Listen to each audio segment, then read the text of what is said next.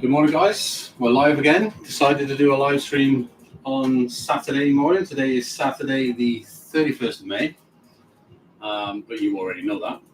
So we are live again today from our home office. For any of you, obviously, if you've watched any of the previous streams, you know that. So today we're going to be obviously, sort of picking, packing, printing orders in real time for TikTok, Etsy, Amazon, FBA, eBay, and Shopify sellers. We are a dropship supplier, so we essentially supply products for people who dropship these products on these platforms. We have a catalog of more than 50,000 items that pretty much anyone can go and sign up to start selling. You can find out more information about that in the links in the description down below or at the top of this chat. Today I'm going to try and do a Q&A with whoever's in the chat. If you have any questions about dropshipping or FBA or selling on any of the platforms that I've mentioned, selling on Shopify, eBay, Amazon, Etsy, and so on, feel free to put those questions in the chat, just so that I can add more value to these streams and actually provide some information. So what I'll actually try and do in this stream as well is because it's Saturday, there's no post today, so we can have a sort of this more of a casual stream. I haven't got to rush so much. So what I can do today is I can actually talk more so about getting started with dropshipping, how dropshipping works for those of you who don't really understand the concept, what is our role in the dropshipping sort of process, and I can then talk about where to dropship, various platforms such as Shopify, eBay, Amazon, Etsy as well. So I'll talk about what's the difference between the platforms. I'll also talk about potentially getting started with FBA as well. We enroll our products into FBA. We have a FBA profit share program, which is a completely passive income opportunity for those who are looking to make passive income. Again, you can find out more information about that on our website, but I'm more than happy to answer questions about that here on the chat as well. And yeah, so basically the theme of the stream is, that wasn't meant to rhyme. The theme of the stream is to basically talk about dropshipping, help you guys understand the concepts, help you understand the benefits, help you understand the risks, and also talk about FBA and how we can sort of help you guys get started with all of that. So hopefully that was a solid intro. I am going to crack on now and just carry on with my normal day. Don't know how long today's stream is going to go for. Like I said, it's more of a casual thing on Saturday because there's no post today, so we don't need to rush. And if you have any questions, if you're watching live, obviously please do put them in the chat.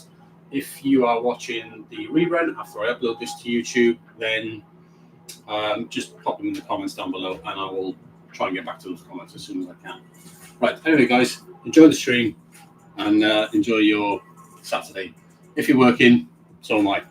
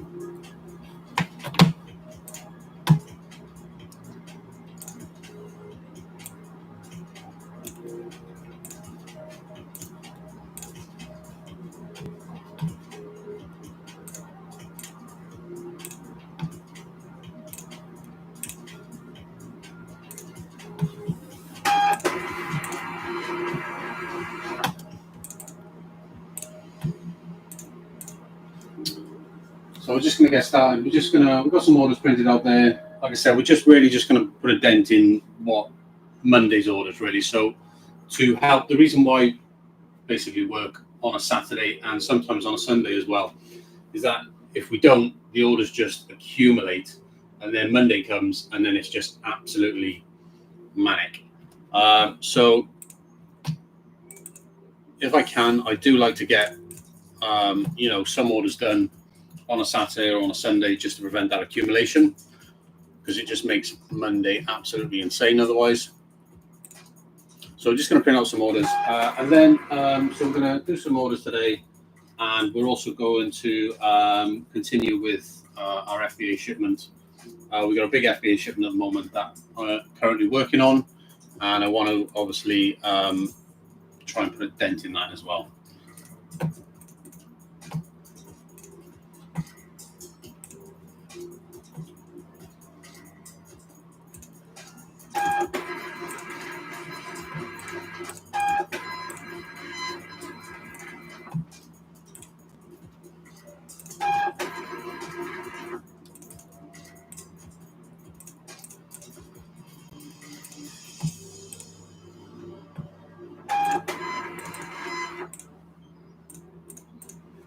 Hopefully some of you are enjoying the live streams, and actually seeing what goes on for real here.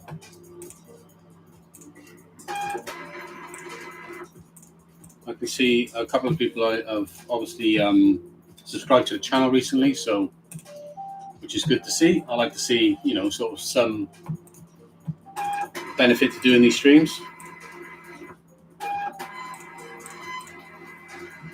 But at the end of the day, I've got to do this work anyway, so I just thought I might as well just stream it, right? So, it really doesn't make much difference.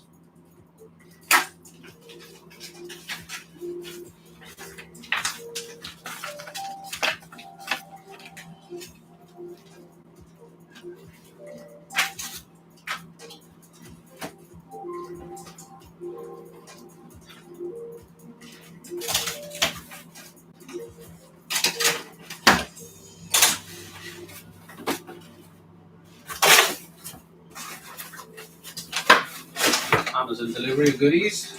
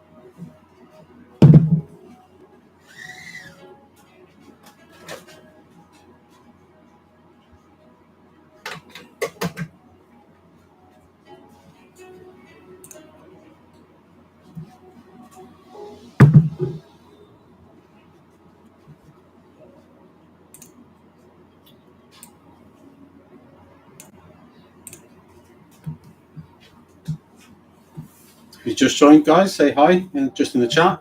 If you can, just let us know who you are.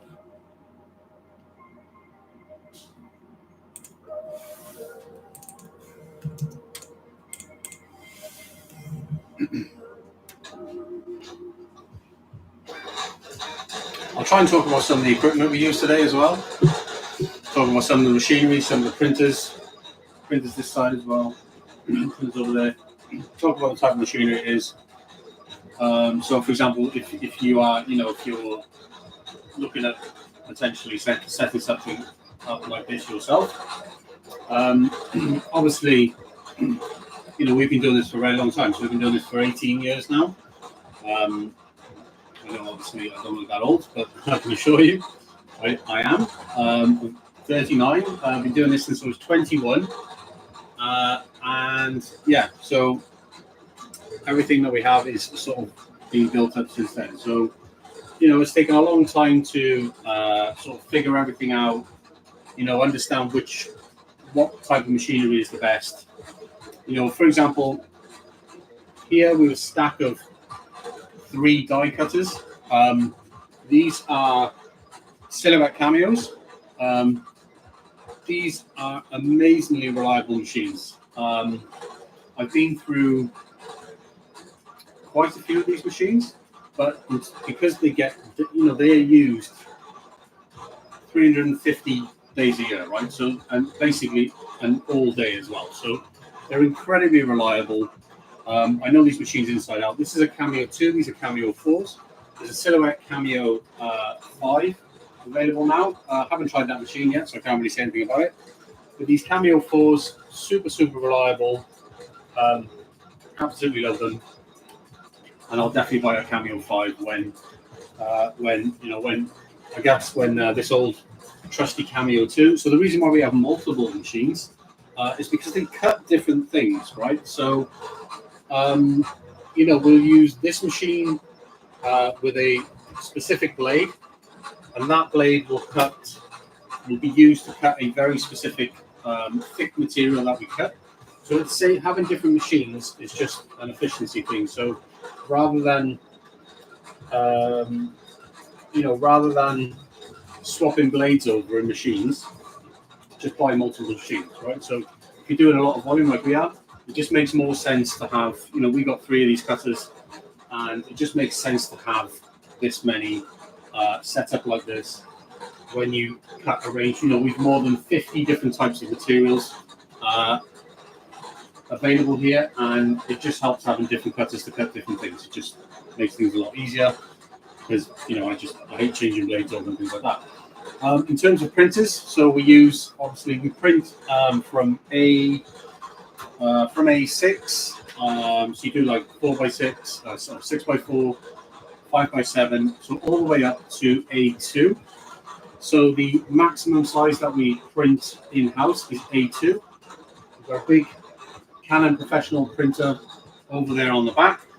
That will print, they'll do all the sizes, but it takes, this printer is very expensive to run. It takes 12 ink cartridges, which I know is absolutely mad. The cartridges are about £50 each. Is that right? Yeah, £50? Yeah, they're about 50 quid each. So you can do the math. It's very expensive to fill up. But yeah, that will do A2 size. It's absolutely brilliant printer. That is a Canon Pro 1000. So that's our A2 printer. We generally only use that printer for A2 prints.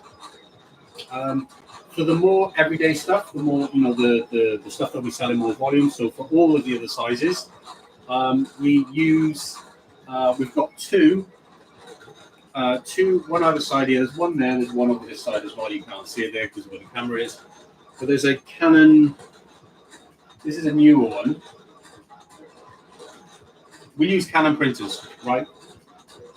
Hands down, in my experience, the best printers that you can get. So we have 2 A3 Canon printers, which do all the sizes. That one's slightly newer than this one, but we've had 2 of these, I think. We've got another one, which is around here somewhere, spare, just in case. But they don't make these anymore. But this trusty one has been going for a while now. And these.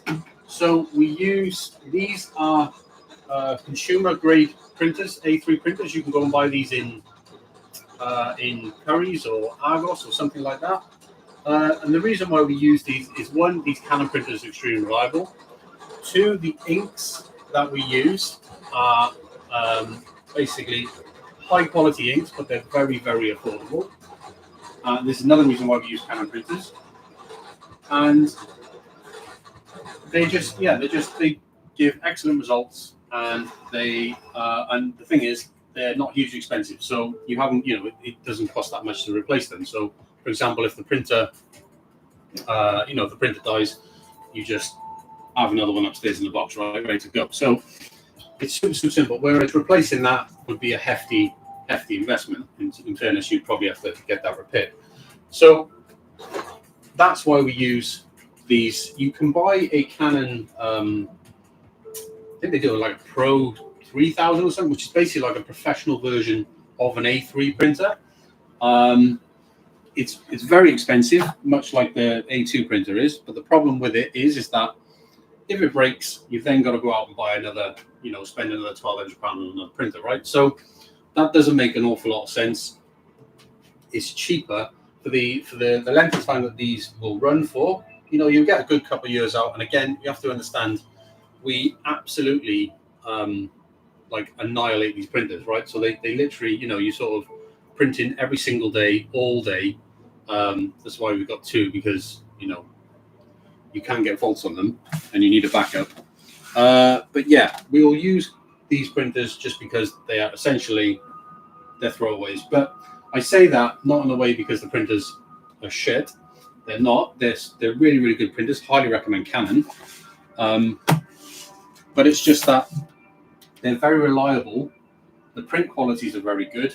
They're not expensive to run, and they're not expensive to buy. Okay, so you can buy them, I think, for, I don't know, what, maybe, I'm not sure, maybe £200 to £300 a time. So replacing them is, it's super simple to do, right?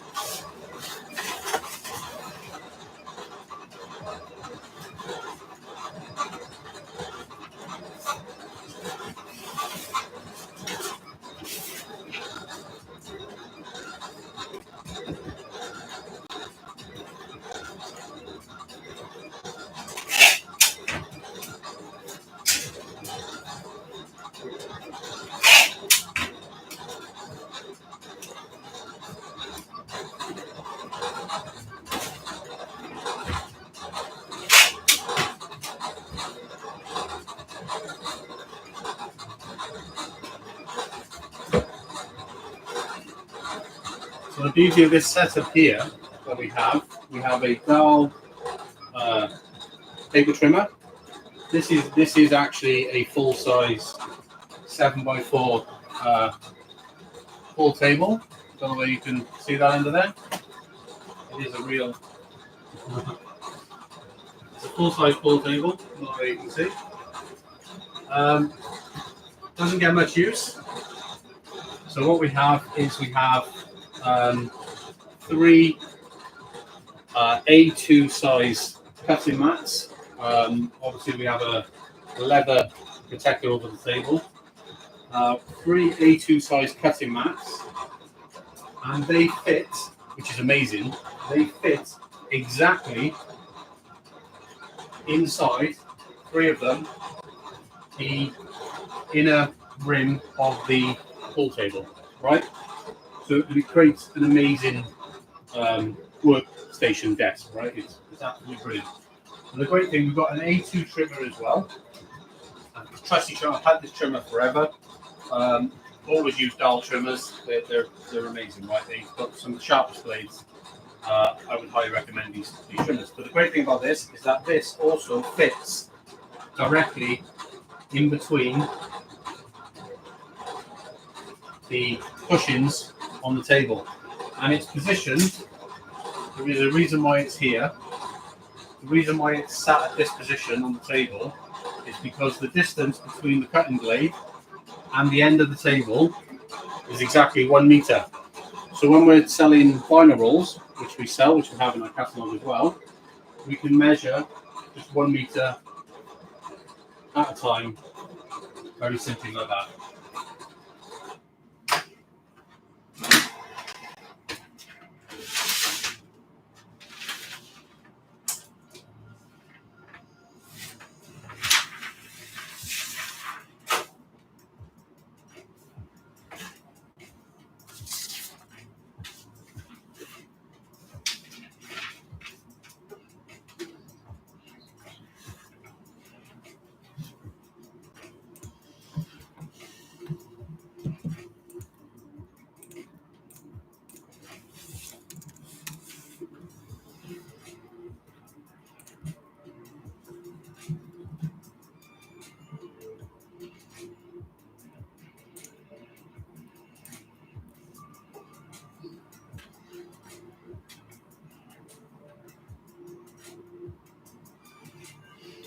So Saturday's always a bit more enjoyable because you can just take your time.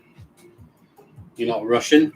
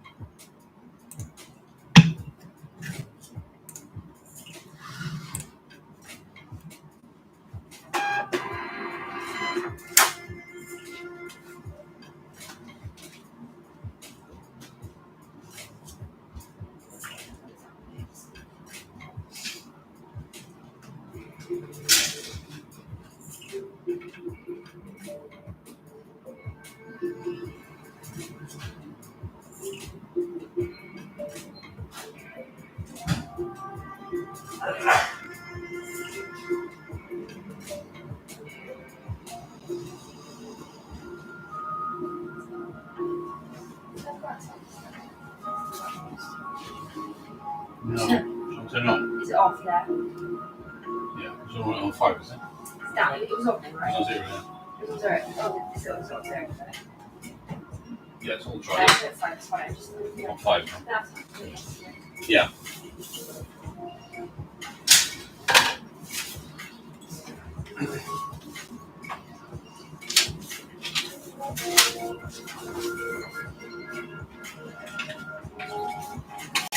That's me just turning on the we've got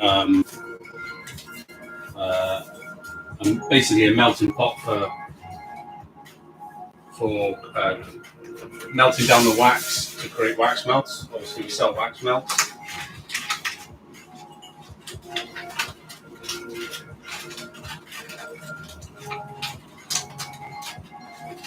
tell you a little bit more about that in just a sec.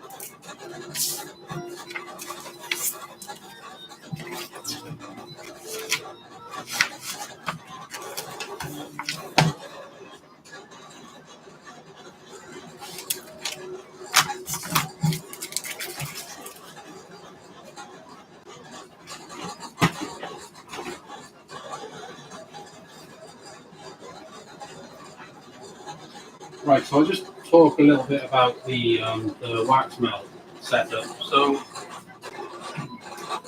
those of you who don't know what wax melts are, they're basically, I'll show you.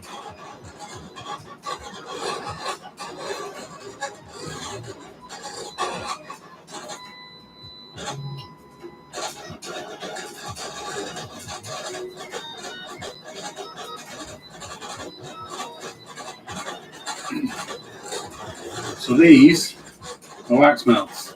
Okay, they're basically scented wax that you put in a like a candle tea light burner. All different types of scents that we offer. We're currently 22 cents in our range. We've actually more than 60 or 70 cents up on the shelf. But a lot of that is like seasonal stuff, which we'll sort of plan to introduce later on in the year. We've only just started selling wax melts this year.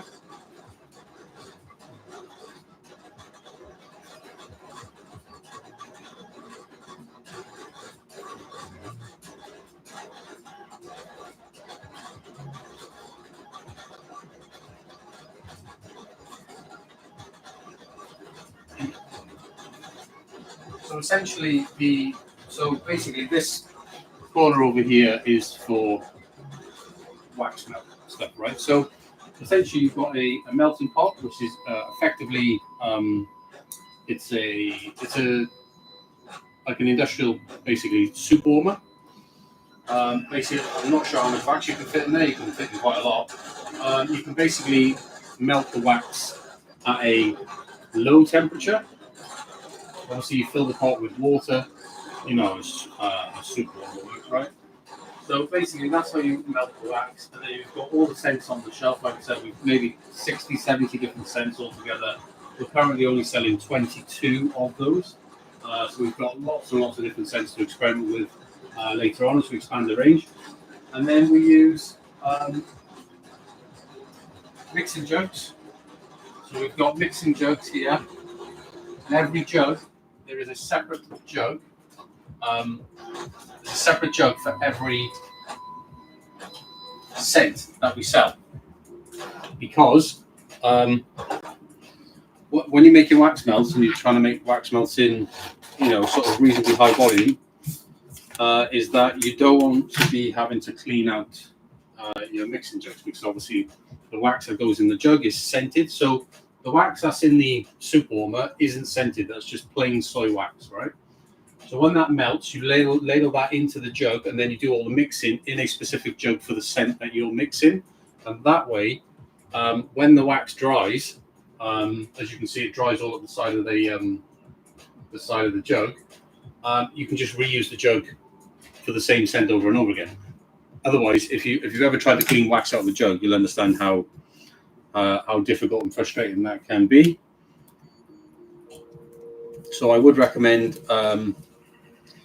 if you were going to have a go on making wax melts yourself and try to sell them online, then certainly a good tip would be to use separate jugs for every scent that you do.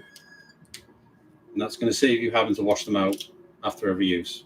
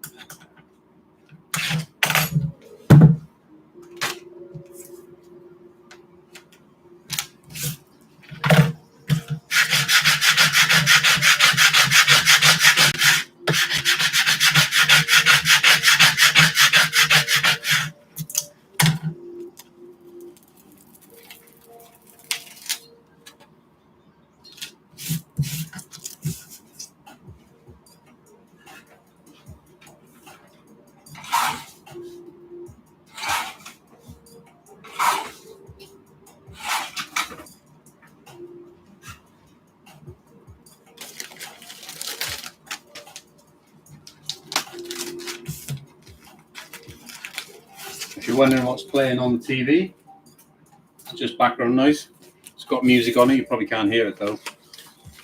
It's just LPG is the Lifestyle Production Group channel on YouTube.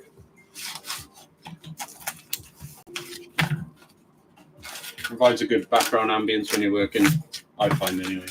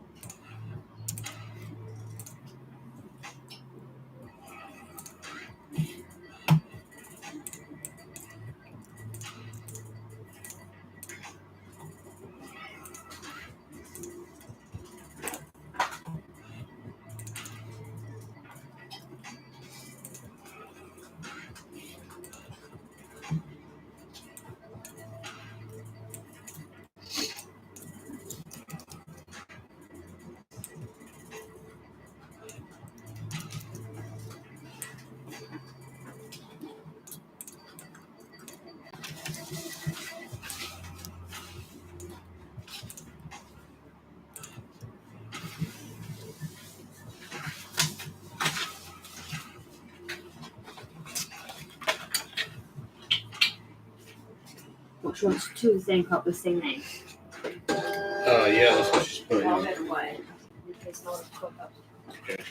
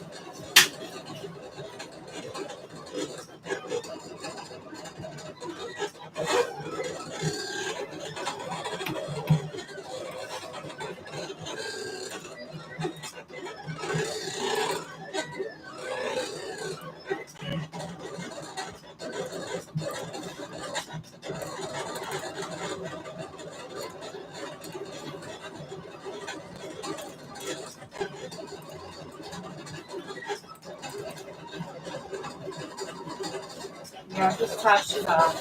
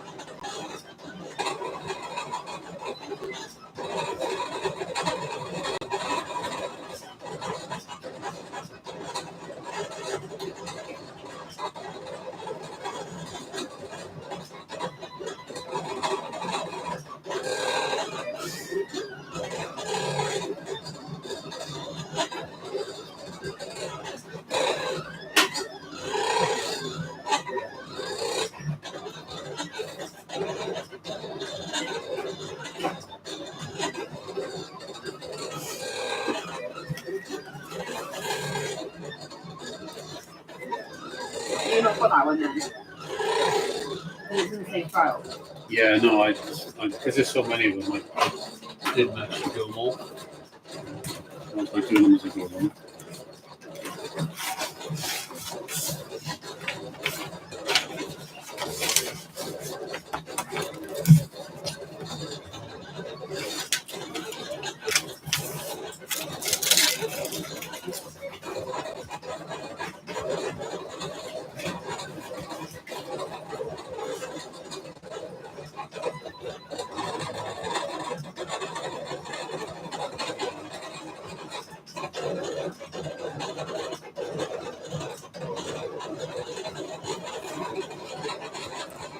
So that's PDF, right? Yeah, it's illustrate default. I'm going for a while.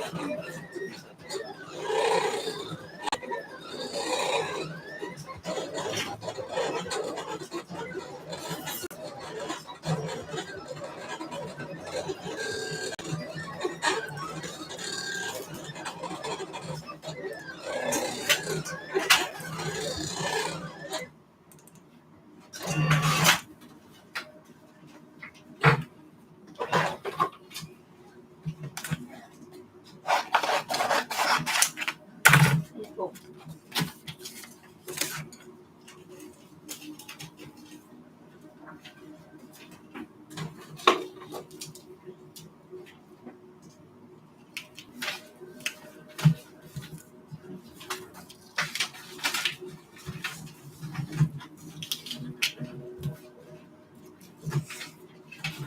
Look at the Wi-Fi friend.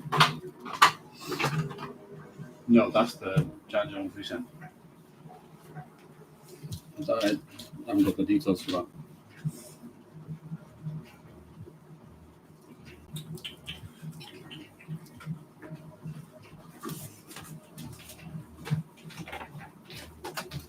Why is he saying this every? I don't know. I'll do it. I'll put it in next week if I run late because it's going to get damaged. Yeah, I know.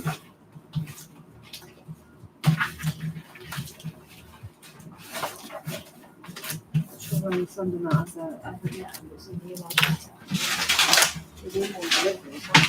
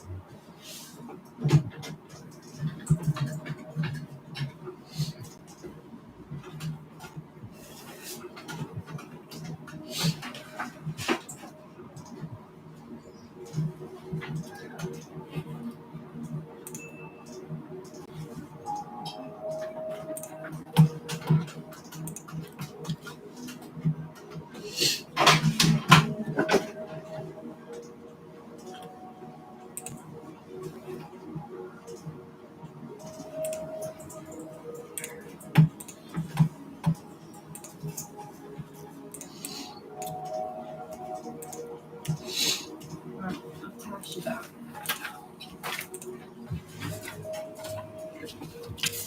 His older friends are doing them.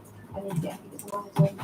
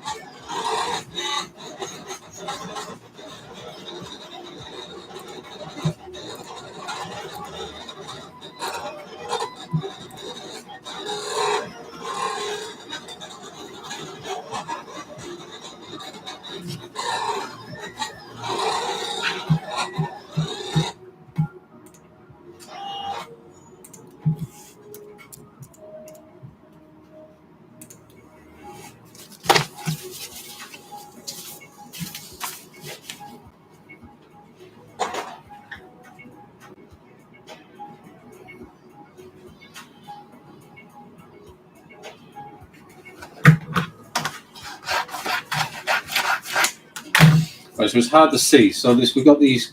You can't really see that yet, but basically, I've got this order here, which is proven to be a little bit tricky. We sell custom wheel badges for cars, or the alloy wheels, and somebody's asked us for the Southampton FC logo, and there's obviously a lot of small detail in that, and obviously the cutter is having a hard time, obviously, sort of weeding that out, right? So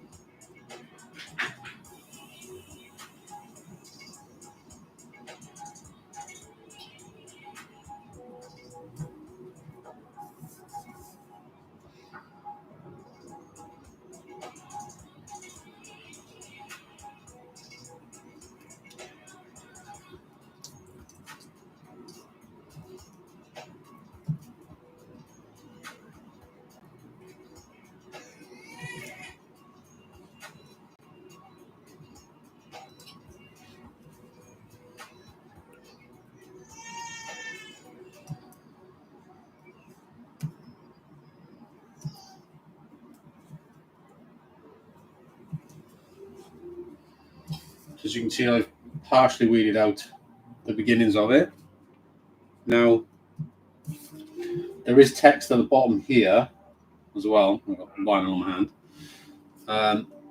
But I think I'm going to have to use a little trick in order to get that done.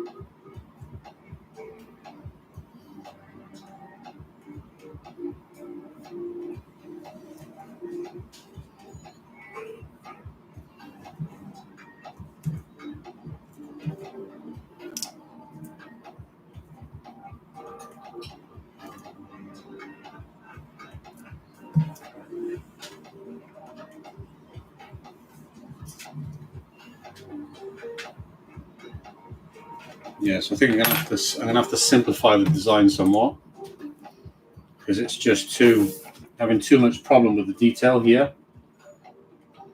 Basically, you can see we've lost a lot of the detail in this clover. Am I going this way? In the middle one, can't point to it properly there. Basically, it's just the vinyl is just too fine.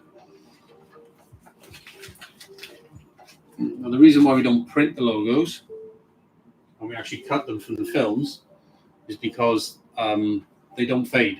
Basically, they last. They're super durable and they last way longer that way than if you print them. If you print them, they'll fade even with lamination. And obviously, with them being fitted, to a car, you've got all sorts of outdoor weather conditions, going through car washes, power washes, stuff like that, right? So you need it to be able to withstand all of that. I'm just going to try and zoom in on this design and just simplify it somewhat.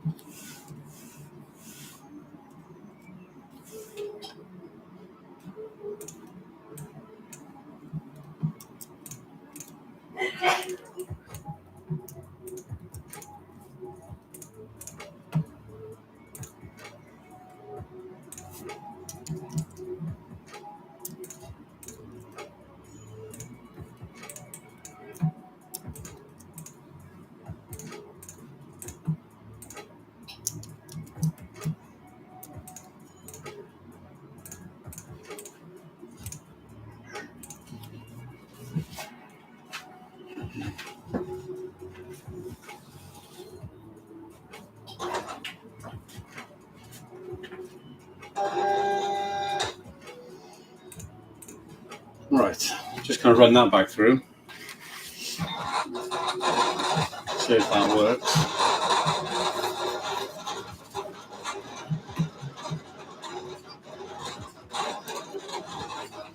This can be one of the problems that we have when you do a lot of personalization that we do.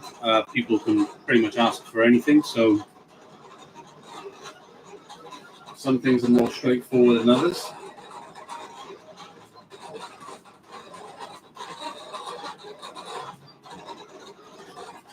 But I think it's what really gives us an edge, the fact that we're able to offer so many products and offer personalization on so many products as well. I think that really does help us stand out against others who probably can't offer or not willing to offer the personalization that we're able to offer. But it can be a bit frustrating when you get something like this and you can end up spending, 30 minutes plus just trying to solve one issue. If I can't fix this now, I'll just put it to one side and I'll deal with it later.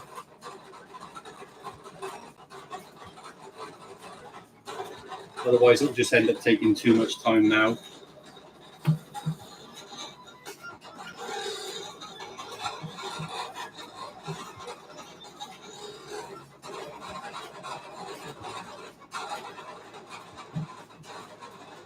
Just go make a fresh coffee while I'm doing it.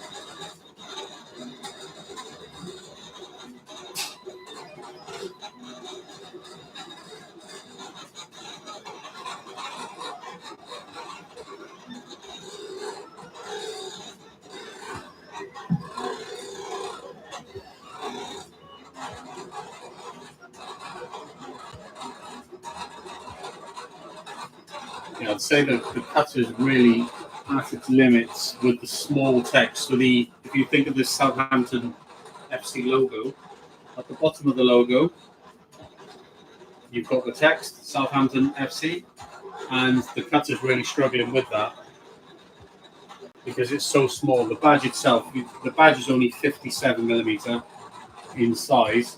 Obviously, it's a centre cap to go on the wheel. It'll look really cool once it's done. I'd love to show you. But I did,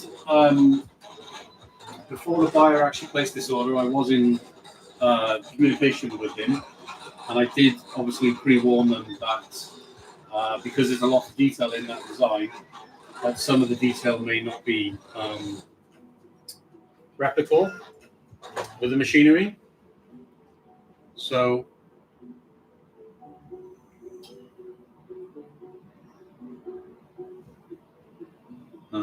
it's possible that we may have to take out the Southampton FC text altogether, which would be would be a little bit of a shame. But it is one of those things.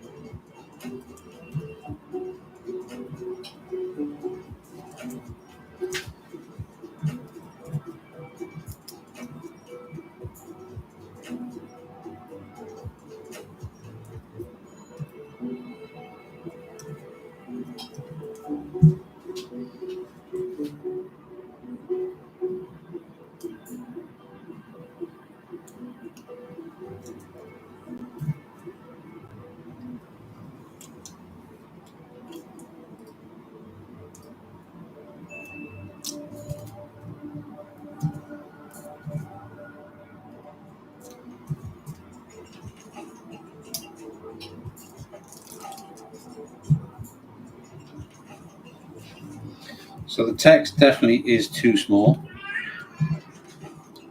That's without a doubt. That's not going to work.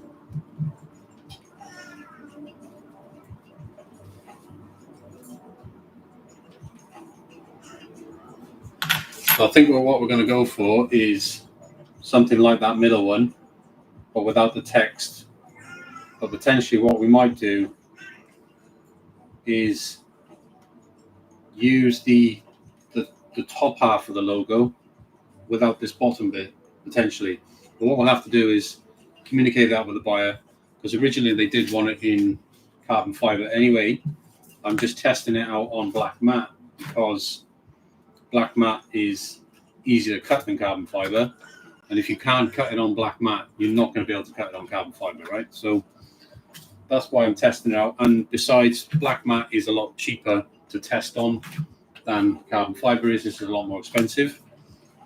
So what I'm going to do for now is I'm just going to put that to one side, and I'm going to move on because that's going to take quite a lot of time to figure out. And I'm going to have to send an email to the buyer anyway to let them know that we need to simplify that design somewhat and just change it up a little bit. So basically, we'll find out exactly what we can do for them. But yeah, that's a pretty tricky one. I haven't had anything that tricky for a while. But anyway, moving on.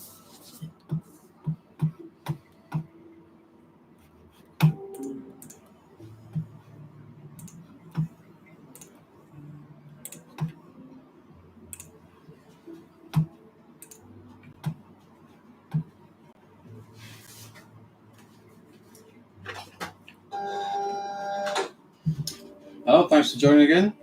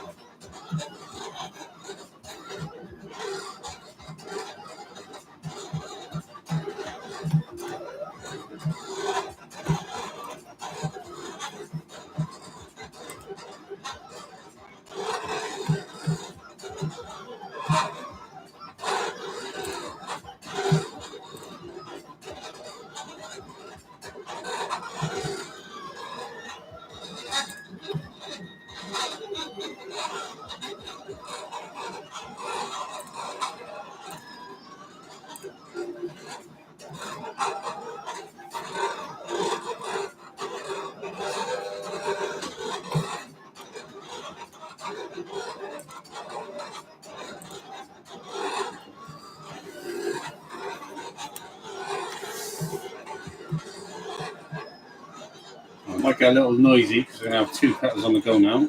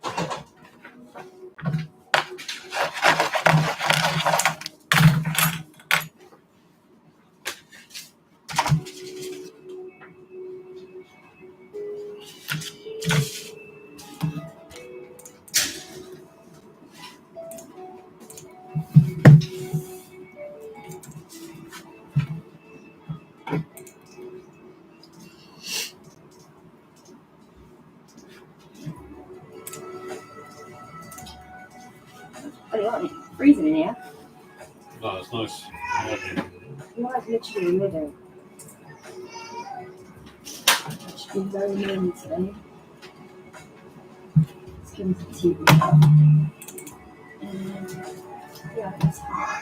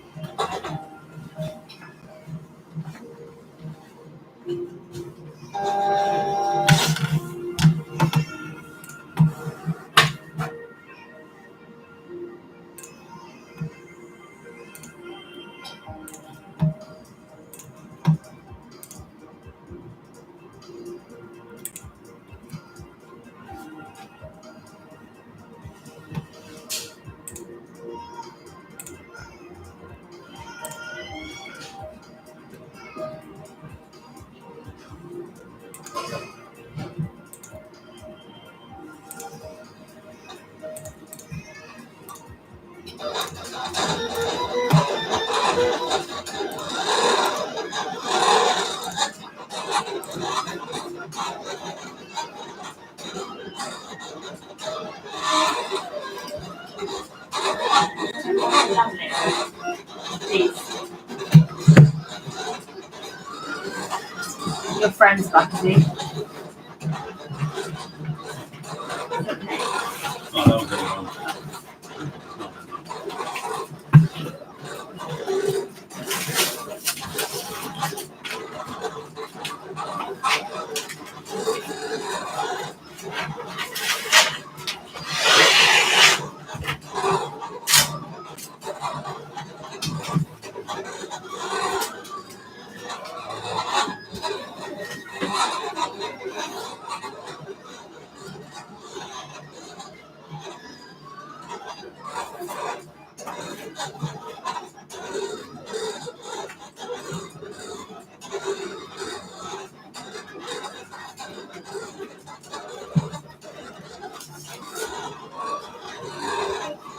That's nice of you.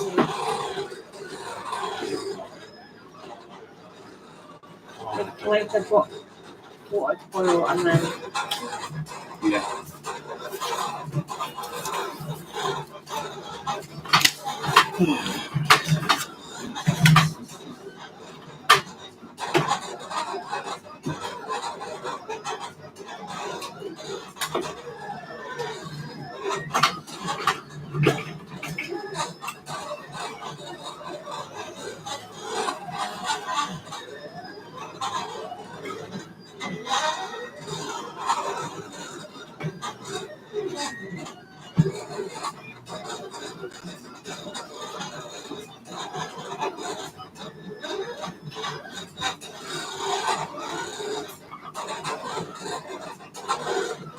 I guess I'm just doing Jane on that way, lost my name.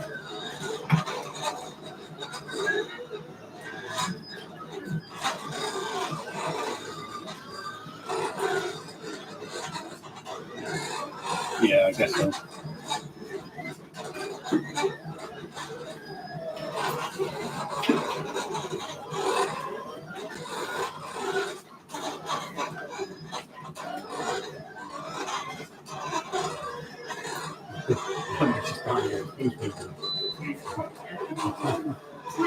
Maybe that on. Right.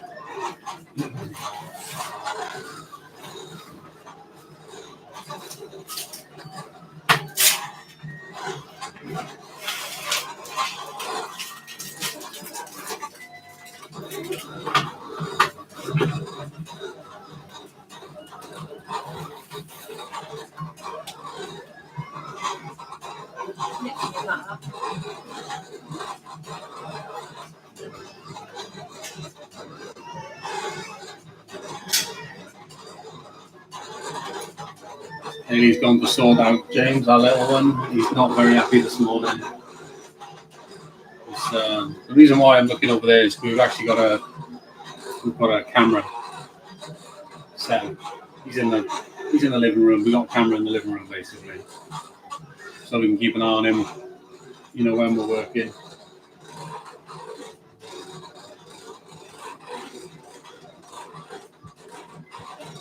That's what you got to do, right? When you work from home with a baby, 5-month-old. Just got to find ways to work around it.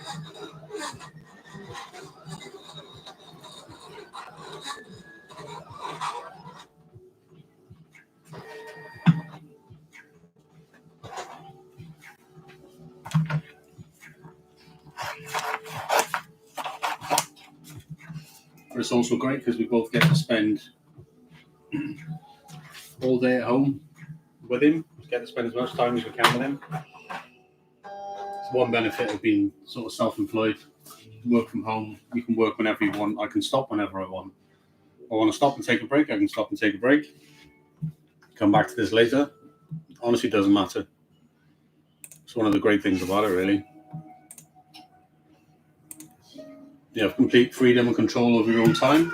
This is what, being able to make your own income online and not have to rely on anyone else means you're in control of your own time then. This is why I'm a big advocate of entrepreneurship and finding ways to make money out of the internet. There's tons of ways you can do that. You just got to be consistent. You've got to be persistent, and you got to keep going until you find out what works for you.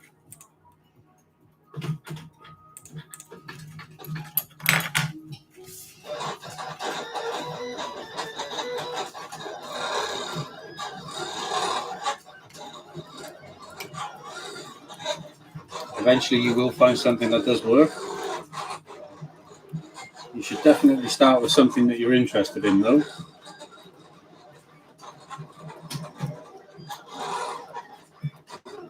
Don't try and follow any trends or jump on something, because the problem with trends is that trends die out. That's why we don't jump on trends, on product trends. For example, if it was some big trend that came along, we wouldn't try and jump on it product-wise at all, because it's pointless, because all trends fade out eventually, and then you put in a ton of effort and work into something which is unsustainable. It's just not going to last. It's just a waste of time and effort, in my view. Constantly trying to jump on trends, and this is one of the biggest problems with drop shipping, and the way drop shipping is generally viewed. I'm sure if any of you watching this video have done a bit of research on drop shipping or watched any YouTube videos on drop shipping, your understanding of what drop shipping is in a lot of ways probably really short-sighted. A lot of people, and it's not their fault, it's just what they're being sort of taught on YouTube and stuff. A lot of people think drop shipping is exactly that: finding a trendy product on one of these Chinese sites. You've heard of them yourself. Things like AliExpress, DSers, Spocket. I don't know. There's loads, right? I'm not going to name. I'm not even that really familiar with all of them, but there is tons of them. And the problem is that if you try and jump on these trends, most people try and teach you drop shipping as in you need to find this winning product concept, right? But it's not about finding winning products, because I don't even like the term winning products, to be honest. I think it's a horrible term that focuses people's attention on the wrong thing. Your attention shouldn't be focused on finding winning products at all. Your attention should be focused on getting people to know that you actually exist, i.e. basic marketing skills. That's really what you should be putting all your time and effort into, is marketing. Because without traffic, you're not going to sell anything to anyone. So, and don't be fooled about going the paid ad route as well, because what will happen is you'll find a product that you think is trendy because you've seen people, or you've probably seen ads for certain products on TikTok or on Instagram. And those ads are more or less people just like you wasting money trying to sell cheap Chinese junk that is basically complete garbage. It's going to take 2 to 3 weeks to deliver, and even if you are able to make any sales, that is, and you're basically not going to be able to build a brand around that. That's just not going to set you up in any way whatsoever. If you do try and chase these winning products, I mean, they are out there, but you're talking like the 0.1% of people who are lucky enough to land on something, create an ad that hits, that goes viral, and then they make a few quid out of that. But you can't keep chasing that because it's not a sustainable business. And a lot of people think that's what dropshipping is, and dropshipping is not that. All dropshipping really is dropshipping is just a method of fulfillment. Some of the biggest retailers in the world use dropshipping themselves. For example, take we're based in the UK, so take Tesco, for example. Obviously, I think Tesco, the largest supermarket in the UK. Tesco do dropshipping, right? And what they do, all dropshipping is Tesco obviously have their own website, the Tesco online website, and they have hundreds of thousands of products, if not probably not millions of products, but they have hundreds of thousands of products online that you can buy. And not all of those products are, when you order those products, some of those products are not sent to you by Tesco. Some of those products are sent to you directly by Tesco suppliers. And what this has allowed Tesco to do, and many other retailers as well, is it allows them to offer you a vast selection of products. In a sense, much of what Amazon is made up of 60 to 70% third-party sellers, right? Sellers like us, like the people who sell our products on Amazon, third-party individuals. That's what the Amazon catalog, and Amazon does have millions of products in its catalog. But all Amazon really is doing in that sense is, for the most of its catalog, Amazon is just a drop shipper. Because what Amazon's doing is Amazon is selling the product. Amazon is giving that order to a particular seller. That seller is effectively drop shipping that product to Amazon's customer. You don't own that customer as an Amazon seller. The customer belongs to Amazon. The customer is loyal to Amazon, right?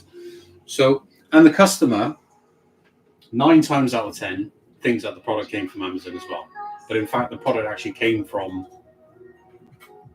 me or yourself. And that is drop shipping, guys. So there you go. Literally, the biggest store in the world is built around drop shipping. Amazon.co.uk, Amazon.com, more or less all drop shipping. So the point I think I'm getting at here is that drop shipping is everywhere. Drop shipping is everything. Because you can't have millions and millions and millions of products or hundreds of thousands of products in your catalog and working with, thousands of different suppliers and expect those retailers or those stores to physically purchase upfront all of that stock and then stick it in a warehouse and wait for it to sell, right? With the margins being the margins and the competition for internet retail, right, are so sort of small, if you like, so tight that it just doesn't make financial sense to run a business that way. So what retailers do is they utilize drop shipping,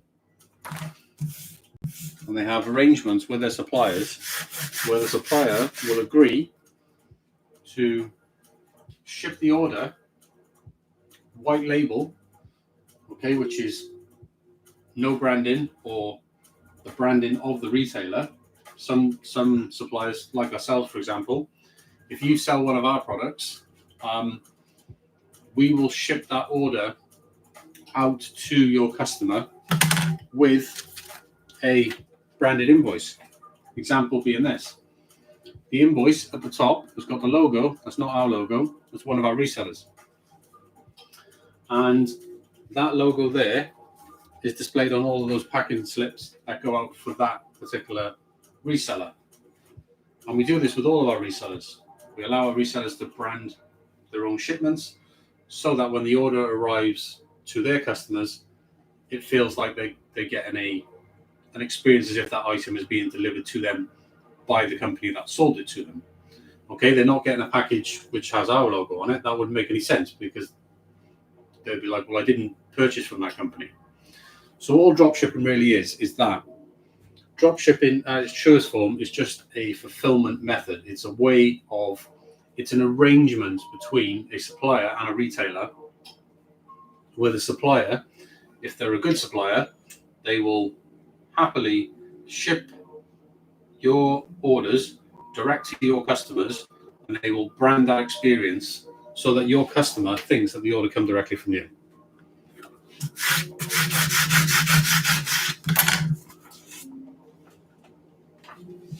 So dropshipping, guys, is everywhere. It's all around us. It's everything. It is a huge part. Dropshipping is probably makes up the biggest part of all online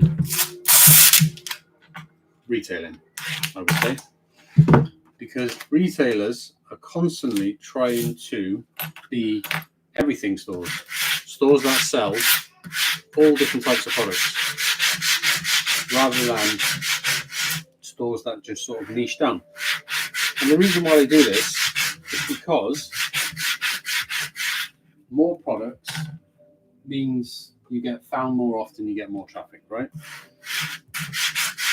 So one of the easiest ways to get more attention online is just to have more products, whether that's in your eBay store, in your Amazon store, your Etsy store, your Shopify store. If you just list more products, you'll have more opportunities to be found. Like if you take eBay, for example, some of the biggest sellers on eBay are big and do so well simply by the sheer number of products that they have available in their eBay store. So the more products you list on eBay, the more products you will sell. Typically, conversion rates on eBay or on any marketplace, for example, we see with our product range conversion rates between 2 and 4%. And I would say conversion rates on eBay, roughly the average is around about 2%. So we actually sell above the average conversion rate for, I would say, the home decor industry, which is the industry that we're on. And I would say in the last few years, the entire home decor category space has seen a trend in decline, right? But we are now starting to see some recovery again, which is, of course, excellent news.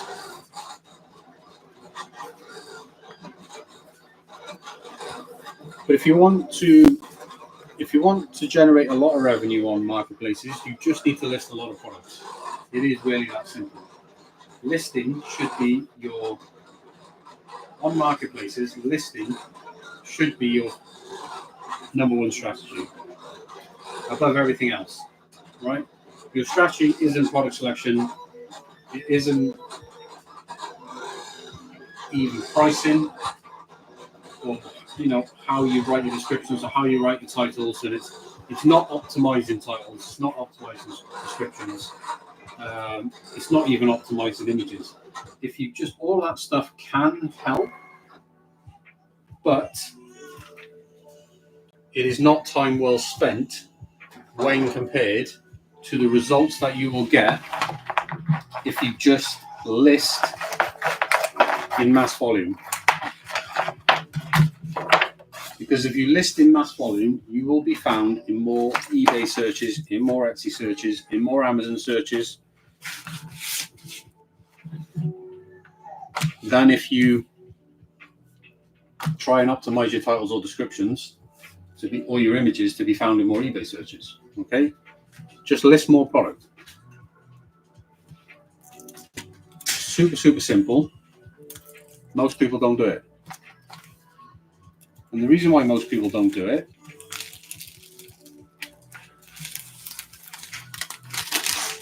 is because it's hard. It's difficult to list hundreds of thousands of products on eBay.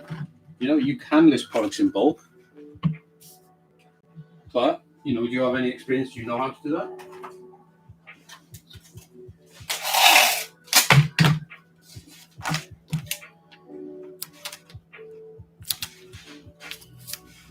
You certainly ain't going to get hundreds of thousands of listings on eBay, listing individually using the eBay sell my item form, right? Listing one by one. You're not going to get hundreds of thousands of items. And if you want to do 10K a month, 20K a month, 30K a month plus on these platforms, then you have to be listing a lot of volume. I recently worked with an eBay seller who's done over 5 million British pounds. He's a UK seller, done over 5 million in sales on eBay.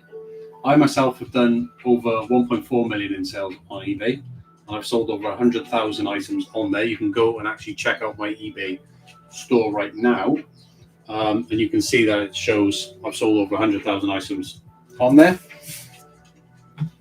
But I recently worked with an eBay seller who's significantly larger than my own store, and he's done over 5 million in sales, and he is drop shipping. He's done over 5 million in drop shipping sales just on eBay. Doesn't sell on Etsy, doesn't sell on Amazon, just sells on eBay. Over 5 million in sales. And I can verify that because I've actually seen inside his account. I've seen the numbers. But what I can tell you about that particular seller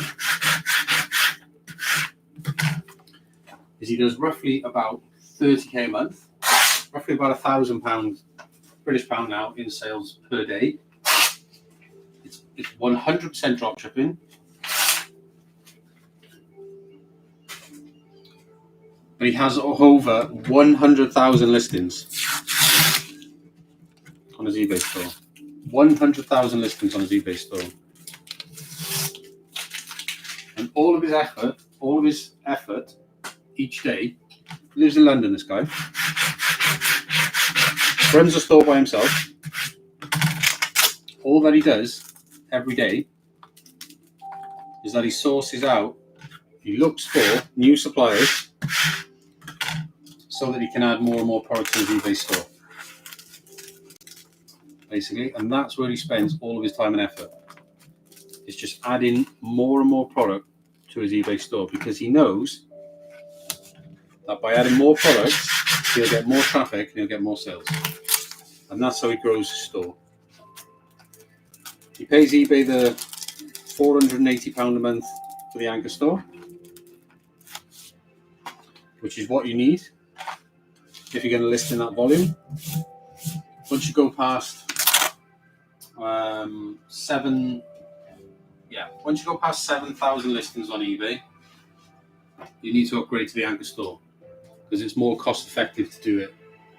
It's more cost effective to be on the anchor level store at 7,000 listings.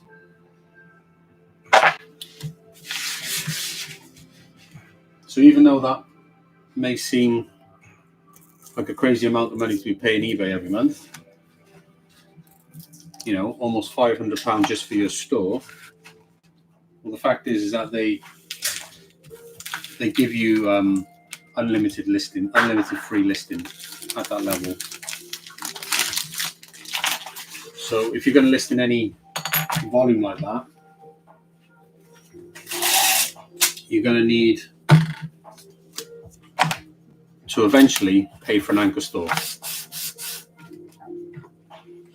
And the problem is, the problem with eBay, where a lot of people get stuck with eBay, is they think, oh, I've got 100 listings, I've got 200 listings, and they're drop shipping, and you've got mass competition, and your products are not unique, and they wonder why they haven't got any sales. And the reason why you haven't got any sales is because you're just not getting enough traffic. Basically, all the information is right there in front of you. Just have a look at how much traffic you're getting. You'll see that your traffic will be converting at a normal rate. It'll be converting at between 1% and 2%, which is completely normal for eBay. But the reason why you're not getting sales is because you just don't have enough traffic. And the only way to get more traffic on eBay is to list more items, right? You don't need to spend more money on ads. Okay, unfortunately, you do need to spend money on ads to get visibility on eBay. You do need to use promoted listings. They've deliberately built the platform in such a way to force you to do it, but you don't need to do anything more than just running a standard general campaign and running your eBay promoted listings at the eBay recommended amounts. So let eBay optimize your listings on an individual level. Don't go for a blanket, 5% or 10% promoted listings on all of your listings, because what's going to happen there is you're going to be not spending enough to get traffic on some listings, and then you're going to be overspending on your most popular listings as well. So you're going to be basically overpaying fees, right? So let eBay optimize for you, and that way then you can maximize the amount of traffic and actually reduce your workload, because you haven't got to constantly keep an eye on your promoted listings. And you've just got to build that promoted listings cost into your margin, right? You just have to know, and you have to expect that, right, I'm going to have to pay this much extra in eBay fees because I need to promote my items. Just make sure your items are priced. And another benefit to listing in volume on eBay, and when I say volume, I mean, set yourself an initial target of 1,000 items on eBay, okay? And then when you get to 1,000 items, then set yourself a new target. Right, now I want to get to 10,000 items. And then when you get to 10,000 items, set yourself a new target. I want to get to 50,000 items. You get to 100,000 items. And if you do that, watch your store grow like nobody's business. You'll continuously grow if you continuously add new products, because eBay loves new products being added to its marketplace.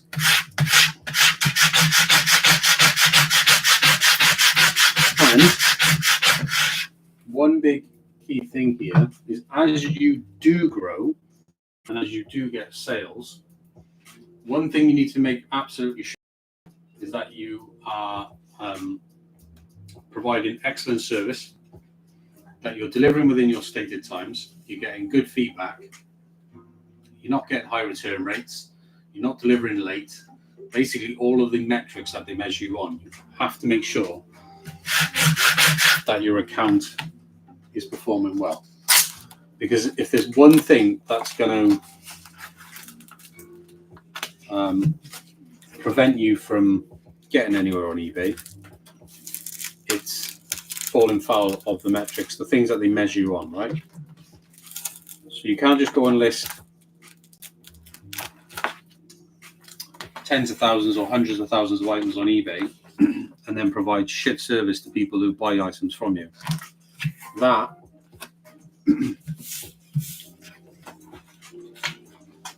is a fast way to get your eBay account suspended. And before even your account gets suspended, they'll limit your traffic. So then you'll be in a situation where you're listing or have listed tens of thousands of items, and you thought you were doing well, and then all of a sudden you stop growing, and you keep listing, and you just don't grow. They just don't send you even more traffic. You just see your traffic going down and down and down. And the reason why your traffic just keeps going down is because eBay are limiting deliberately your visibility based on your metrics. Because what you were doing is you were causing problems for eBay by pissing off their customers. eBay pay a lot of money in advertising and have invested, hundreds of billions of pounds in growing their customer base, right? So, and the last thing they want is for you to come along and piss off all of their customers, right? So, and the way they do that is they control that through metrics. So, if you don't provide your eBay customers with excellent service, then eBay will just prevent you from being able to get anywhere at all. So you have to list. You have to list in high volume. You have to continually list to continually grow. And you have to make sure that what you are listing, the suppliers that you are working with, this is absolutely the number one most important thing with the suppliers that you work with, is how good is the service that they provide you? Do they deliver on time to your customers within the stated time? Are the products that they're offering as stated on their website? Are you getting too many returns? If you're getting too many returns, or if the products are not as stated, or they're delivering slow, if your supplier is doing things to cause your metrics to not be optimal, then you need to consider dumping that supplier and finding a better supplier. Okay? Because not having your metrics on point, when I say on point, you basically need to avoid being below standard, because the below standard is one step above being suspended, right? So if you're below standard, you will see a huge decline. Up to 80% of your traffic will be lost. And it doesn't matter what you do. The only way you can get back to above standard is by continuing to sell. So at that point, you have a big, big problem. One, you need to, if you do go below standard, you need to fix all the issues. So fix all the issues that cause you to get there.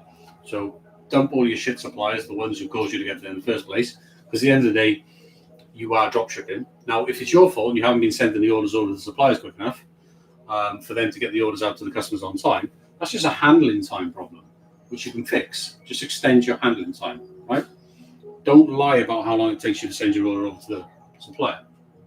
Make sure that your handling time, the amount of time it takes you, if it's not automated, the amount of time it takes you to send the order to your supplier, if that takes you a day on average, then make sure you add an extra day for your handling on top of your supplier's handling time. And then make sure your delivery times match exactly what your supplier is stating. And if you set it up in that way, then you should always be able to guarantee that your metrics are exactly on point month after month after month after month. Now, you can strive for being a top-rated seller. My account right now is a top-rated seller. My metrics are, super, super low. Rarely do we have issues. But you can run a dropshipping account, a very large dropshipping account, above standard, and get mass volumes of traffic on above standard. So above standard is absolutely fine. Don't be afraid that you need to strive for a top-rated seller. It doesn't give you the traffic benefits that it used to. Years ago, actually trying to be a top-rated seller actually gave you quite a lot of benefits in terms of traffic volume. The difference in sales years ago was, in my opinion, given that I've been on eBay since 2007, so I've seen a ton of changes. Years ago, the difference between being above standard and being a top-rated seller in terms of traffic volume was massive. The moment your account, you're evaluated on eBay every month, the moment your account went from above standard to top rated, sales just used to triple like that. Maybe even 4 or 5 times as much. Now, the difference is very marginal. So, it's not actually helpful or useful trying to qualify for top rated seller or trying to qualify for top rated plus, jumping over all the hoops that eBay wanted you to jump over to get there. Being above standard is perfectly acceptable. You can grow a lovely business doing that, but under no circumstances can your any account go below standard. You have to identify the problems before they continue to occur and send you into below standard. Because what I can tell you is once you go below standard, you're not getting out of that for minimum 3 months, okay? And if you're a new seller and you're not selling much volume, okay, so you can turn an account around from below standard back to above standard in about 3 months if you're doing volume, right? Take about 3 months.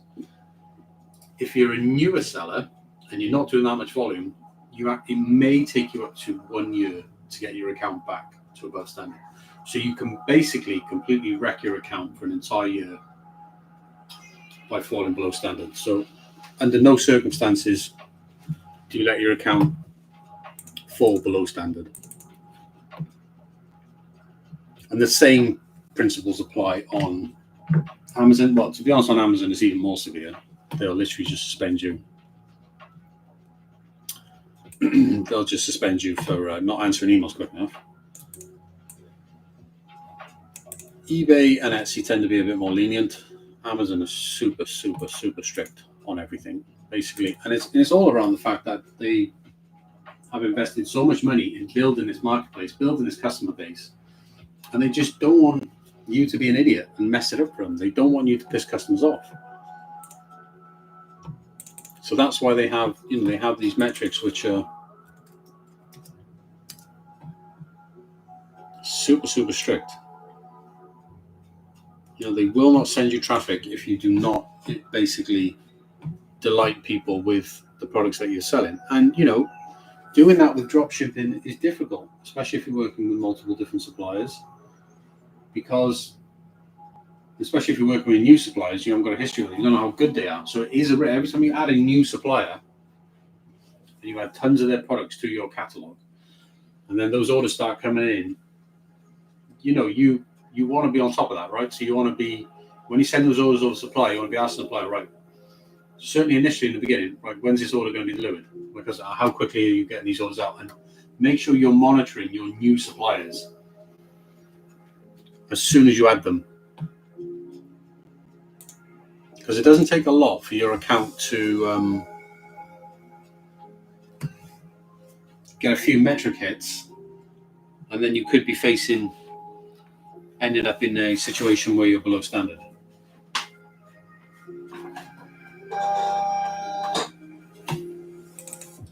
So keep an eye on your suppliers, keep an eye on your metrics. List in mass volume. Think tens of thousands of listings, think hundreds of thousands of listings to really get to, just think of the example I just gave you a moment ago. Okay, so £1,000 a day in sales on eBay, drop shipping, 100% drop shipping, single person operation, over 5 million in sales, 100,000 listings plus to get there. Okay, if you want to do those sort of numbers with drop shipping on eBay, then that's the type of numbers of listings that you need to get to. You're not going to get to that volume with 1,000 listings.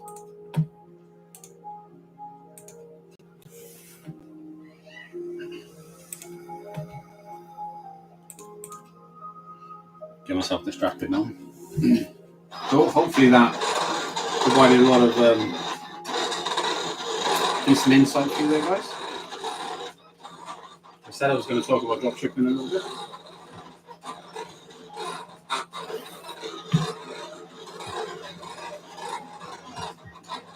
I'll probably cut that section out of this live stream and turn that into a video.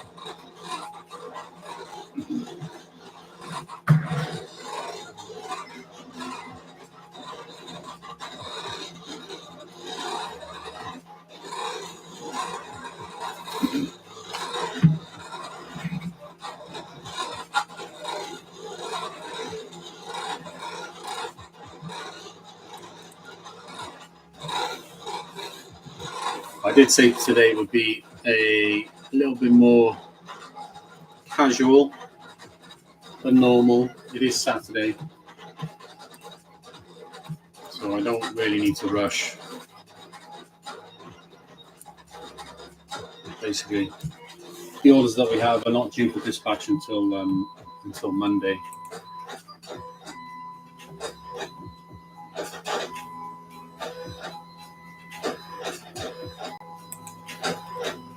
So I can more or less just take my time today, which is why Saturday's quite enjoyable to work.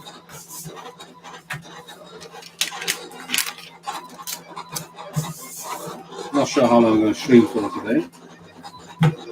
Probably until I get bored.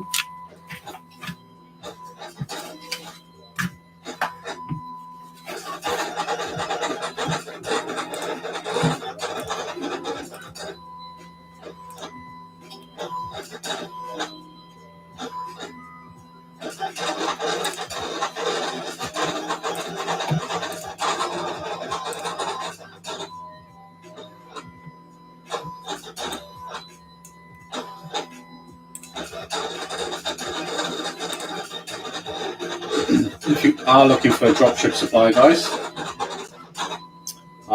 we do have a catalogue, and we have, quite a lot of products. We have basically about 3,000 products in our catalogue, about 50,000 variants all in. About 3,000 products, that is. The variants are size variations, color variations, style variations, things like that. And you're more than welcome to sell our products. You can go to our website. When you go to our website, just go to the menu, click Start Dropshipping, create an account, it's completely free. After you create an account, you'll get access to our retailer app. And then using our retailer app, you can access our catalog. And then from our catalog, you can see, all everything about our product is in our catalog. You can find links to all the product images, product descriptions, and you can basically start adding those products to your stores. If you want to sell in bulk, what you need to do is, if you want to list in volume, is you need to get yourself set up with Shopify, and you need to install the Sync Logic app. We're not affiliated. This is just how we run our bulk catalog. They are essentially a store syncing app, and what you can do is set up Sync Logic, come into our Slack. You can find a link for that inside of our retailer app, and then just ask us for the connection code for Sync Logic for our catalog, and that will allow you to sync basically all 3,000 products to your Shopify store. And then once they're in your Shopify store, you can then do whatever you want with them from Shopify. The reason why you need to use Shopify should be your central hub where you connect all of your supplier products into your Shopify store, and then there are apps out there that you can install in your Shopify store to send products in bulk to eBay, Etsy, Amazon, TikTok Shop, wherever you want to send them, okay? But the best way to do it in terms of bulk, the most efficient way to do it is to start with a Shopify store, connect all of your suppliers to your Shopify store, and then install the various marketplace apps to get your products onto the marketplace platforms.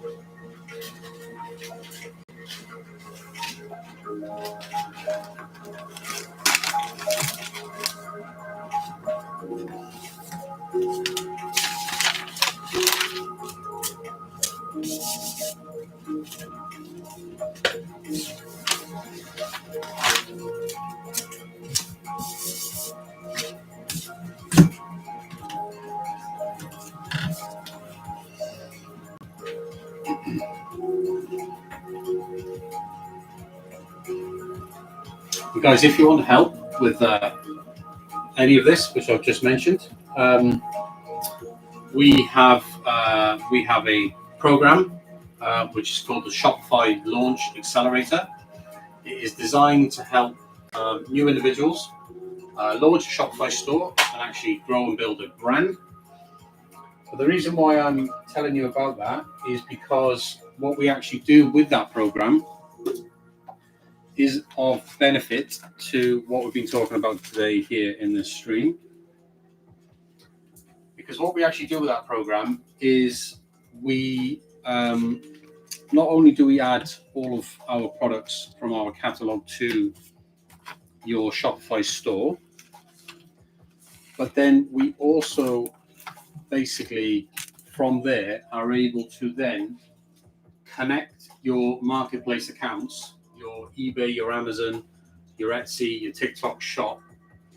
We're able to then, through that Shopify Launch Accelerator program, we're able to connect these accounts for you and actually get then our products onto these marketplace platforms for you in bulk.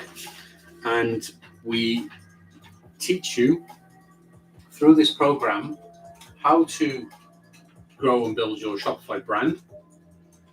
And we teach you how to actually bulk list on these platforms so that when we hand over the Shopify store to you, which is i.e. when you decide you've learned enough and you've grown your brand enough, then you can decide to come out of the program at any time. At that time, we'll do a handover, show you exactly how we run the store, show you exactly how you bulk list on all of these platforms,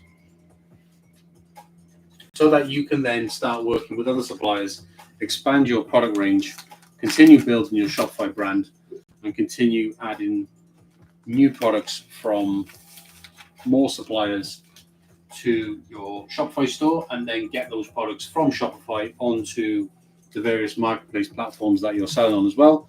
I recommend that you sell on all the available marketplace platforms that you can. That's just going to get you more traffic, it's going to get you more attention. That's how you're going to be able to grow your sales overall. Here's a simple way to think about something. If, for example, you want to get to, say, 10K a month, well, I can tell you this for a fact.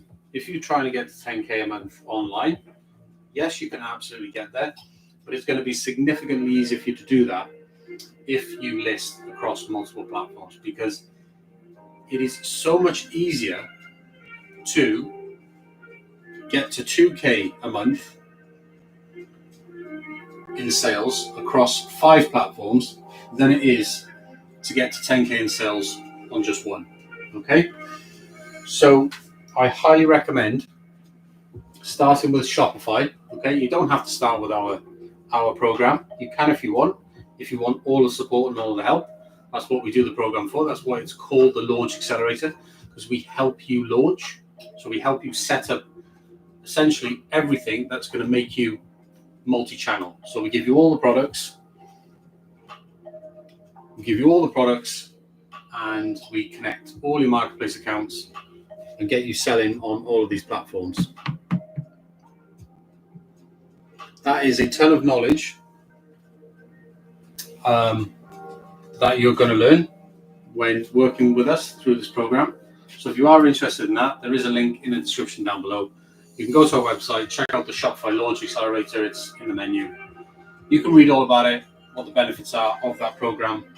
And if you are interested, then you can obviously sign up to the website. But yeah, if you have any questions about that, obviously you can reach out to myself. Just create a free account on the website. When you're inside the account, you get access to our retailer app. Join our Slack workspace. You can come directly into Slack, and then you can just chat to me whenever you want.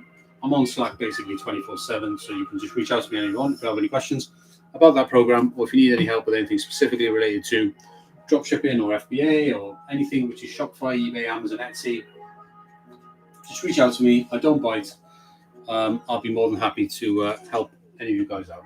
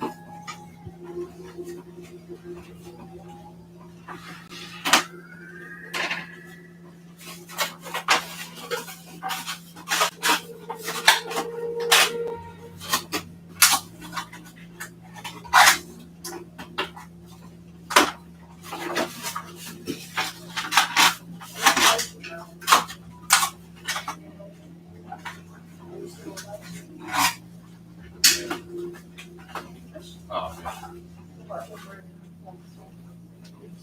oh, cool. Yeah.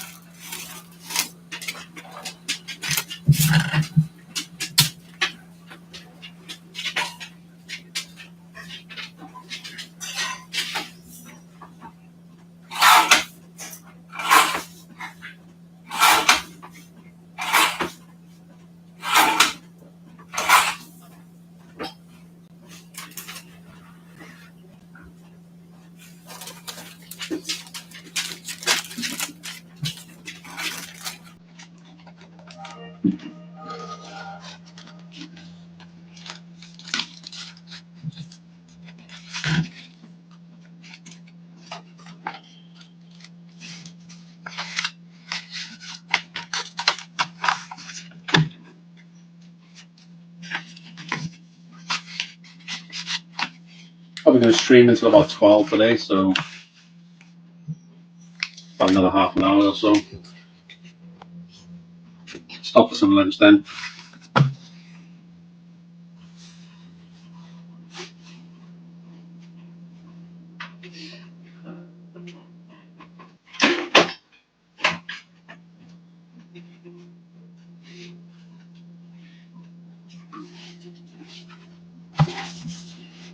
Might even be back for another stream tomorrow.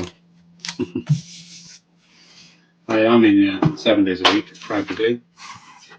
Do have days off sometimes, but not that often.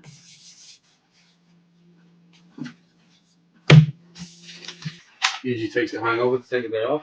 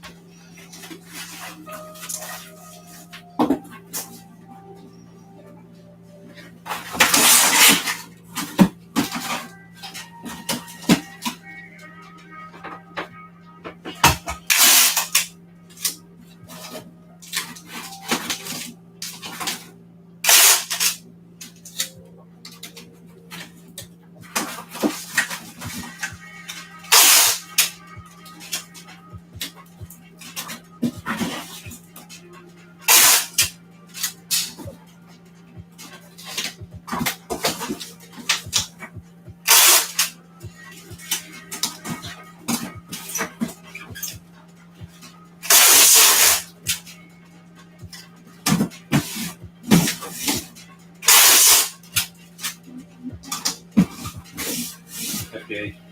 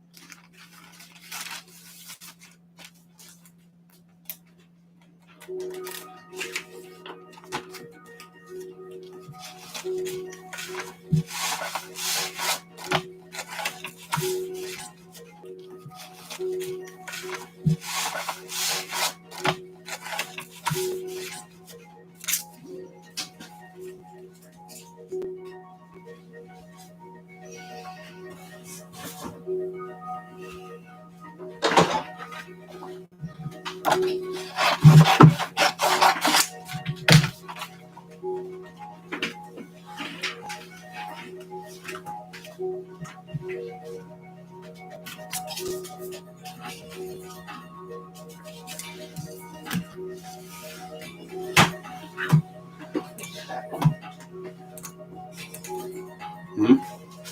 Out on the weekend.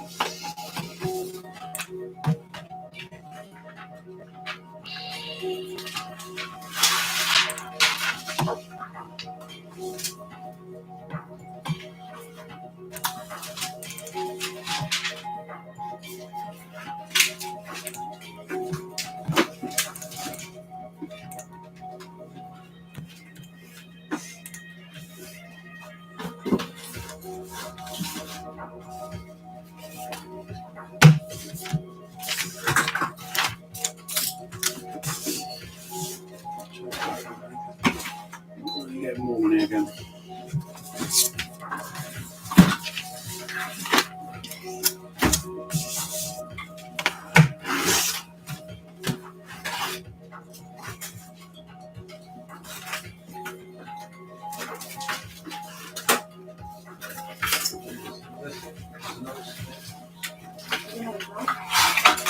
Yeah, underneath.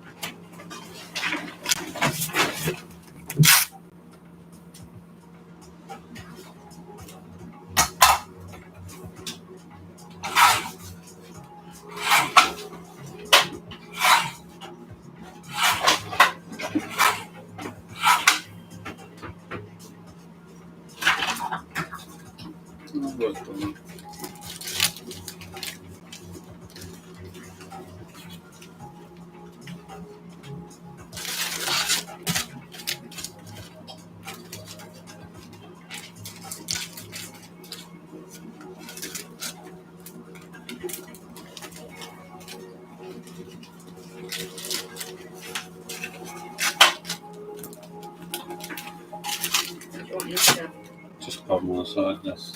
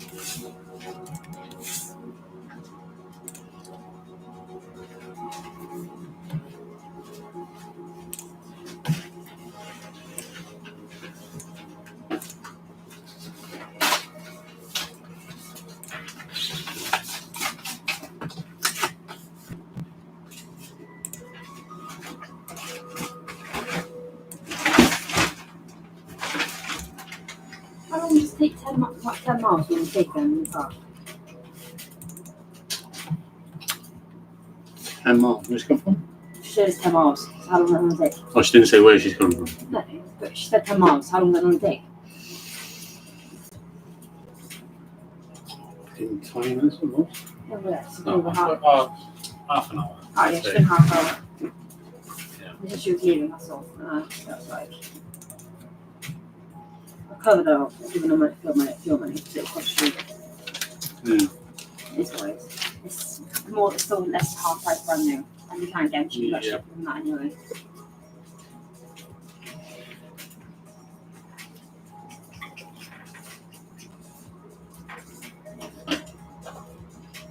I'll be able to, we'll be able to resell it anyway afterwards. So. Yeah.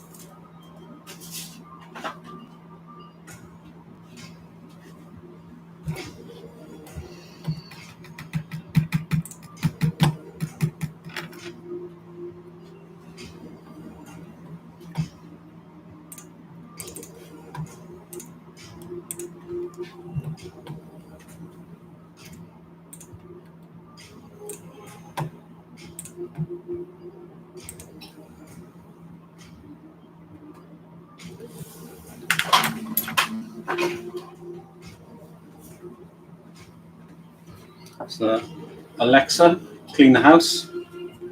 If only.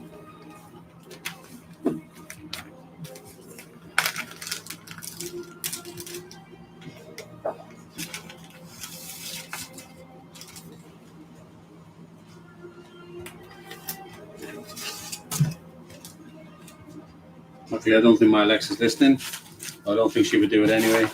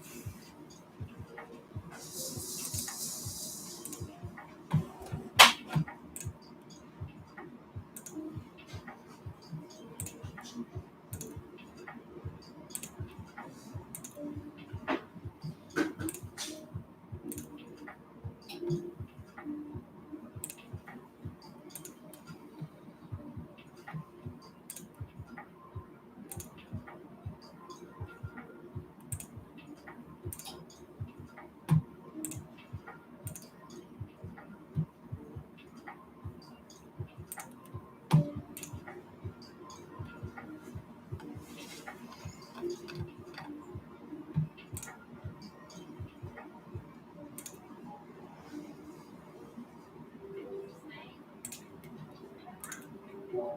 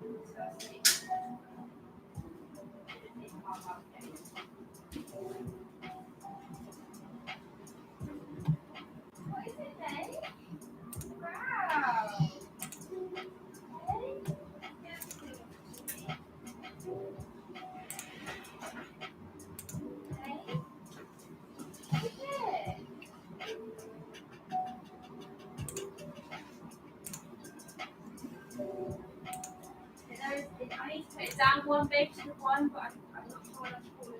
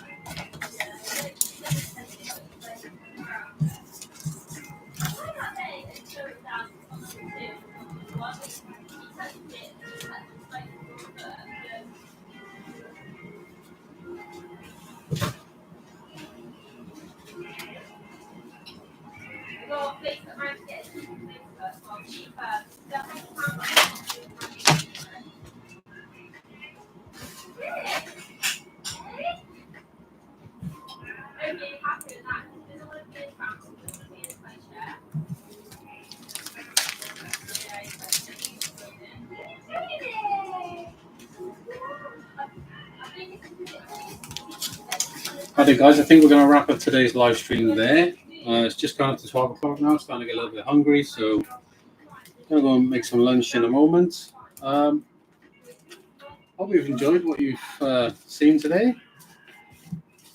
We're going to try and keep this up. I think this is our 4th live stream now this week, so might be here again tomorrow with another live stream. Do subscribe to, I'm assuming you're probably watching the rerun of this. Do subscribe to the channel and give the video a thumbs up. I'm going to post this to the YouTube channel after I finish streaming, so anybody who obviously weren't or didn't catch the live stream can obviously watch it back. It just hopefully gives you an inside look of how things are done here, and obviously if you are thinking about getting into dropshipping and you are thinking about working with us, then you can see exactly, you know, we are a real business. You can see how we actually process and dispatch your orders. And that's really the whole purpose of these live streams, so that you guys can get an inside look of what goes on here, and you can actually see, you know, your supplier physically printing, physically packing, and physically shipping your orders. So if you do want to work with us, or you are interested in anything that we do here, then do go to our website. There is a link in the description down below. You can find out more information about us there. I'm going to wrap this stream up now. I'm going to finish the stream for the day. I'm going to have some lunch, and then I'm going to come back into the office and crack on. I've still got a busy day ahead of me, but hopefully this has helped us put a dent in what will be Monday's orders. Obviously, the orders build up over the weekend. You know, people are obviously off work generally on the weekend. I know some people do work on the weekend, as do we. But orders do tend to pick up on the weekend, more so on a Sunday than they do on a Saturday. Sunday is usually the busiest day of the week for us, so Sunday evening is when the orders do tend to pile up, and that does tend to make Monday and Tuesday really, really busy for us. So hopefully we're going to be streaming all the way through next week, pile up, and that does tend to make Monday and Tuesday really, really busy for us. So hopefully we're going to be streaming all the way through next week. If you've liked the video, give it a thumbs up. Subscribe to the channel, because you'll get notified whenever we post a live stream. All of the live streams that we are doing will generally be sort of early in the morning. Sometimes we start as early as sort of 6 a.m. So I appreciate some of you guys might not be awake at that time. But we'll always post the live streams to our YouTube channel, so you can watch them back later on. But yeah, I think that's it. I think that's going to wrap it up for today. Thanks for watching, guys. Subscribe if you like this sort of stuff. Give it a thumbs up as well, because that sort of helps the algorithm. There's a segment in this stream around about the sort of 2.5 hour mark where I talk all about dropshipping, how you can actually, what you need to do to actually be successful at dropshipping on platforms like eBay, Amazon, and Etsy. I'm actually gonna chuck this video in. This stream is about 3.5 hours long, so I'm actually going to chuck this video into an editor a little later on, and I'm actually going to pull out that segment and make a short video, basically just of that segment where I was talking all about the dropshipping. So I think there's a lot of value in what I said. So I'm just gonna chop it up a little bit and just create a short video, which I'll post on my YouTube channel as a separate video, and hopefully you guys can catch that and you get tons of value out of that. Anyway, guys, I'll catch you in the next stream. Might be back tomorrow. If not tomorrow, then I'll be back on Monday. Right. Enjoy the rest of your day. Enjoy your weekend, guys. I'll see you later.